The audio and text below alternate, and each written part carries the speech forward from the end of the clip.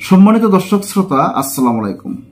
বর্তমানে এমন কিছু দৃশ্য আমরা দেখতেছি যে গত সরকারের সাবেক এমপি মন্ত্রী যারা বর্তমানে আটক আছে তাদের উপরে বিভিন্ন ধরনের নির্যাতন হচ্ছে। যেমন গতকালকে আইনমন্ত্রী আনিসুল হককে আদালতে ওঠানোর পর তাকে বিএনপিপন্থী আইনজীবীরা কিল ঘুষি থাপ্পড় দেওয়া শুরু করেছে। এখন দেখেন, যার দাপটে সারা বাংলাদেশের মানুষ ভয়ে কাঁপত, এখন সেই আইনমন্ত্রীকে যেভাবে অপমান অপদস্থ করেছে, এটা কেন করেছে? আজকের জনপ্রিয় পত্রিকা মানব জমিনের একটা শিরোনামে পেয়েছি, আদালতে সাবেক আইনমন্ত্রী আনিসুল হককে চর থাপ্পড়। এই যে চর থাপ্পড় দেওয়াটা, এটা আপনি কি মনে করেন? এটা চারটিখানি কথা। যেই মন্ত্রীর দাপটে সারা বাংলাদেশের মানুষ, যত প্রশাসন আছে, সকলেই ভয়ে থরথর করে কাঁপত। আজকে সেই আইনমন্ত্রী, তাকে পুলিশ হ্যান্ডকাপ পরিয়ে তাকে আদালতে আনে, আবার প্রিজন ভ্যানে করে নিয়ে যায়। গতকালকে আইনমন্ত্রী আনিসুল হককে আদালতে আনা হয়েছে। আদালতে আনার পর আইনমন্ত্রীকে 5 দিনের রিমান্ড মঞ্জুর করেছে। এখন আদালত থেকে বের হওয়ার পথে দেখা গেল বিএনপিপন্থী আইনজীবী তারা আনিসুল হককে অসম্মান করেছে।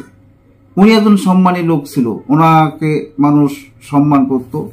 উনি একজন দাপটের মন্ত্রী ছিলেন, আইনমন্ত্রী।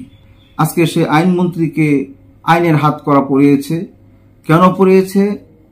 গত 5ই আগস্ট ছাত্র জনতার গণ অভ্যুত্থানে নারায়ণগঞ্জে একজন মাদ্রাসা ছাত্রকে গুলি করে হত্যা করা হয়েছিল।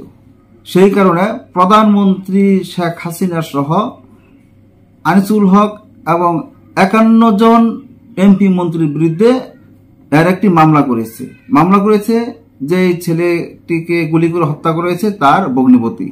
এ নিয়ে বেশি কথা না পারে, আসুন জনপ্রিয় পত্রিকা মানব জমিনের একটা প্রতিবেদন পেয়েছি, সেই প্রতিবেদনের মাধ্যমে দেখি সাবেক আইনমন্ত্রী আনিসুল হককে কেন চর থাপ্পড় দিয়েছে, এর কারণ কি ছিল, তার নামে কি কি মামলা হয়েছিল।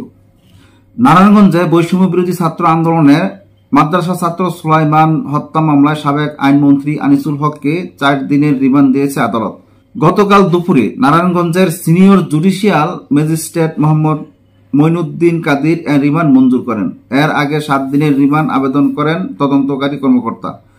শুনানি শেষে আদালতের এজলাসের ভেতর বিএনপিপন্থী আইনজীবীদের মামলার শিকার হন তিনি। তাকে কিল ঘুষি দেওয়া হয়। এ সময় পুলিশ তাকে দৌড়ে প্রিজন ভ্যানে তোলে। এ সময় বিপুল সংখ্যক পুলিশ প্রিজন ভ্যান ঘিরে রাখেন। তখন ভ্যানের চারপাশে বিএনপিপন্থী আইনজীবীরা সাবেক আইনমন্ত্রীর ফাঁসির দাবি করে স্লোগান দেন।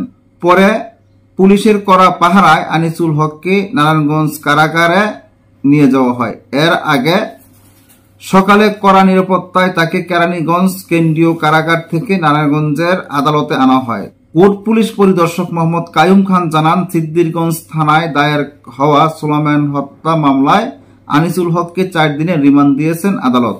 পুলিশ জানায়, বৈষম্য বিরোধী ছাত্র জনতার আন্দোলন চলাকালে গত 5 আগস্ট দুপুরে সিদ্দিরগঞ্জের সিমরেল এলাকায় ঢাকা থেকে চট্টগ্রাম মহাসড়কের উপর গুলিবিদ্ধ হন 19 বছর বয়সী হাফেজ সুলাইমান। পরে তাকে ঢাকা মেডিকেল কলেজ হাসপাতালে নেওয়ার পথেই মৃত্যু হয়। এ ঘটনায় 22 আগস্ট সিদ্দিরগঞ্জ থানায় সাবেক প্রধানমন্ত্রী শেখ হাসিনাকে প্রধান আসামি করে মামলা করেন নিহত সুলাইমানের ভগ্নিপতি শামীম কবির। মামলায় আওয়ামী লীগের সাবেক মন্ত্রী ওবায়দুল কাদের, আসাদুজ্জামান খান কামাল, মন্ত্রী দীপু মনি, আনিসুল হক ও সাবেক প্রতিমন্ত্রী জুনায়েদ আহমেদ পলক, সাবেক এমপি শামীম ওসমান সহ 51 জনকে আসামি করা হয়েছে।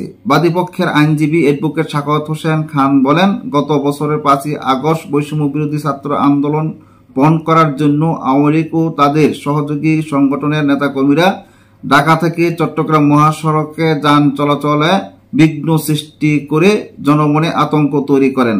ওই সময় আনিসুল হকের নির্দেশ পেয়ে আসামিরা সড়কে অবস্থানরত ছাত্র জনতার উপর ককটেল বিস্ফোরণ ঘটিয়ে ভীতির সৃষ্টি ও হাতে থাকা অস্ত্র দিয়ে এলোপাতাড়ি গুলি করেন। তখন মাদ্রাসা ছাত্র সুলাইমান গুলিবিদ্ধ হয়ে চিকিৎসাধীন অবস্থায় হাসপাতালে মারা যান। সম্মানিত দর্শকরা, এই ছিল জনপ্রিয় পত্রিকা মানব জমিনের প্রতিবেদন। এখানে আপনারা বুঝতে পেরেছেন যে আইনমন্ত্রী আনিসুল হককে কেন আদালতে ওঠানো হয়েছে, তাকে চট থাপ্পড় দেওয়ার কারণ কি ছিল। আনিসুল হককে যে চট থাপ্পড় দিয়েছে, এটা করাটা কি তাদের উচিত হয়েছে কিনা, এটাই আমরা মন্তব্যের মাধ্যমে জানতে চাই। আজকের মতো এখানে শেষ করছি। আল্লাহ হাফেজ।